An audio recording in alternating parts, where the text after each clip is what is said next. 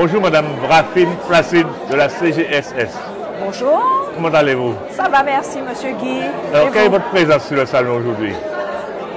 Expliquez-moi votre présence sur le salon aujourd'hui. Alors, nous avons été effectivement conviés en tant que partenaire dans le cadre du Bien Vieillir pour, déjà parce que nous finançons le projet Les Assises, mais aussi parce que malgré tout, nous sommes un acteur incontournable dans le cadre du Bien Vieillir. Voilà notre présence. Je sais que la CGSS offre des aides aux personnes âgées dans le cadre des rénovations, mais bien souvent les gens se plaignent de la lenteur de cette procédure. Alors qu'est-ce que vous pouvez nous dire dessus? Alors, on va parler sans langue de bois. Oui, parfois nous pouvons avoir des lenteurs. Le problème, il faut aussi savoir que parfois, vous savez, les retraités, d'une part, nous envoient leurs dossiers, mais les dossiers sont incomplets. Donc forcément, quand nous recevons le dossier, il manque des pièces, nous sommes obligés de demander aux retraités de nous fournir la pièce pour compléter le dossier. Parfois, ce sont des éléments importants et ils prennent du temps à nous faire parvenir le dossier. Ça, c'est une première cause de lenteur. La deuxième cause de lenteur, surtout pour l'aide à l'amélioration de l'habitat, l'aide est apportée sur présentation des factures.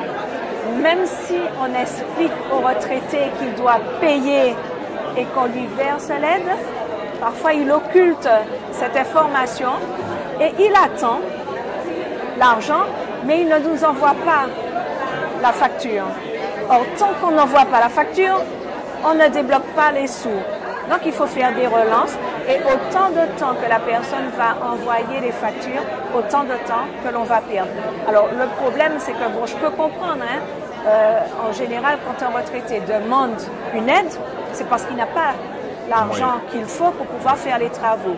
Mais aujourd'hui, le cadre, il est là, que l'on le veuille ou pas, il faut d'abord payer. Qui dit payer, ça peut être un échéancier, ça peut être un arrangement avec la structure, l'entreprise, le prestataire, un échéancier, vos paiements à notre niveau. Et à ce moment-là, dès qu'on a l'échéancier, honnêtement, il y a des dossiers, au bout de 2 mois, ils sont payés, quand le dossier est complet. Sachant que ce sont des gens, bien souvent, qui ont des difficultés de déplacement ou bien peut-être parfois de compréhension vu leur grand âge, est-ce qu'il y a un guichet unique pour eux? Alors, on y travaille. Aujourd'hui, je dirais que le guichet unique, ce sont les CCAS, les portes d'entrée, les CCAS ou les maisons France Service. Après, à côté de cela, il y a les centres sociaux qui vont aussi apporter leurs aides aux personnes pour pouvoir remplir le dossier. Mais aujourd'hui, nous sommes en relation permanente avec les maisons France Service qui vont donner l'information de premier niveau et ils vont expliquer ce qu'il faut, ce qu'il ne faut pas. Et quand il y a un problème de pièces, il suffit d'aller à la maison France Service, au CCAS, nous avons des contacts et la personne nous envoie par mail les documents pour que le dossier soit traité au plus vite. Alors, est-ce que l'aide est plafonnée ou bien il y a un montant en fonction des revenus? Effectivement, l'aide est plafonnée. Déjà, maximale 3 500 €, on parle de l'aide à l'amélioration de l'habitat. Par contre, cette aide aussi dépendra des revenus du retraité et du montant des factures. Une petite fourchette à la louche, pour avoir 3 500, bon, forcément, il faut que les revenus soient les plus bas. Et on va déclencher les 3 500 €, par exemple, pour des factures à partir de 5 500, 6 000 €. Il faut toujours savoir que quelles que soient les aides que l'on va apporter, elles ne sont pas remboursables, mais il y aura toujours un reste à charge aux retraités. J'ai appris aussi que vous avez une aide pour l'achat de matériel de fourniture, électroménager, etc.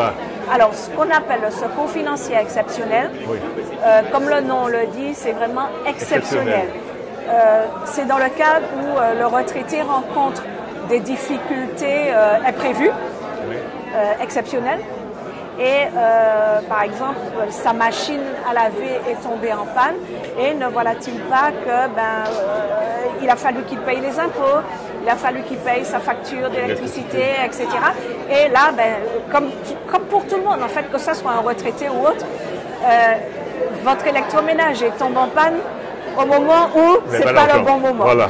Donc oui, nous pouvons accorder une aide maximum 790, mais il faut vraiment que ça soit un cas d'urgence exceptionnelle et c'est pour des choses vitales, je dirais. C'est toujours l'aide maximale ou bien c'est le maximal, 790 en fonction des besoins. Alors, peut-être pas forcément des revenus, mais en fonction surtout des besoins. C'est-à-dire que si vous fournissez un devis de 299, on ne va pas vous donner 790. On va vous donner en fonction de ce que vous demandez, en fonction d'un forfait également, pour que tout le monde puisse bénéficier de cette aide. Est-ce que vous avez un pourcentage ou bien un montant? Parce que je pense que ces demandes d'aide-là sont nombreuses.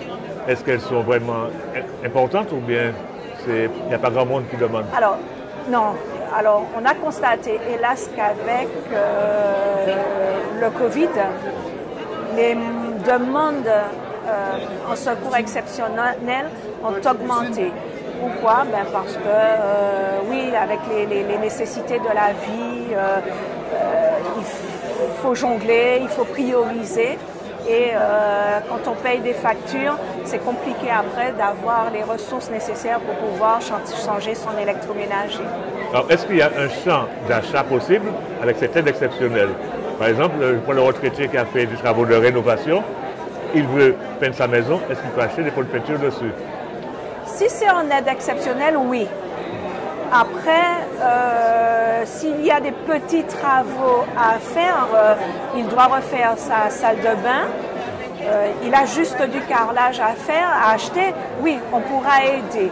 Après, retenez bien que le montant, c'est 790 € maximal. Voilà. Si ce sont des travaux un petit peu plus d'envergure, sincèrement, j'encouragerais de faire l'aide à l'amélioration de l'habitat, d'autant que parfois, vous savez, parfois l'habitat il est un petit peu vieillot.